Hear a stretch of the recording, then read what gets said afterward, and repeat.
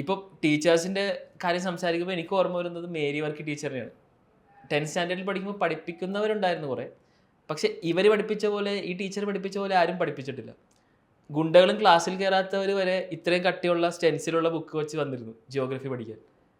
പഠിച്ചു കഴിഞ്ഞിട്ട് ഇന്ന് രാത്രി എൻ്റെ അടുത്ത് ഉറക്കത്തിൻ്റെ ഇടയ്ക്ക് ചോദിച്ചാൽ ഞാൻ വരച്ചു കൊടുക്കും എവിടെയാണ് ഇന്ത്യയിൽ പാഡി വളരുന്നത്, എവിടെയാണ് മറ്റ് ക്രോപ്സ് വളരുന്നത് എന്നുള്ളത്. അത് പഠിപ്പിക്കുന്നതിൻ്റെ ഒരു അവരുടെ ഒരു സ്റ്റൈലും അവരുടെ ഒരു കൺവിക്ഷനും കൂടിയായിരുന്നു അത്.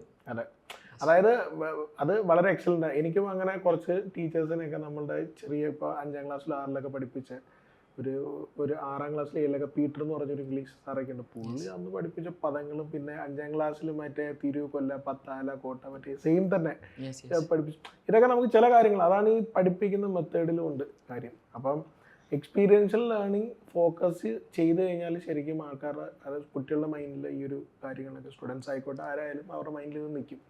അപ്പോൾ ആ ഒരു അപ്രോച്ച് അങ്ങനെ ഡിഫറെൻ്റ് ആയിട്ട് പഠിപ്പിക്കണമെന്നാണ് എൻ്റെ ഒരു കാഴ്ചപ്പാട് അല്ലേ. അങ്ങനെ പഠിപ്പിക്കുമ്പോഴാണല്ലോ ശരിക്കും മൈൻഡിൽ നിൽക്കുന്നത്.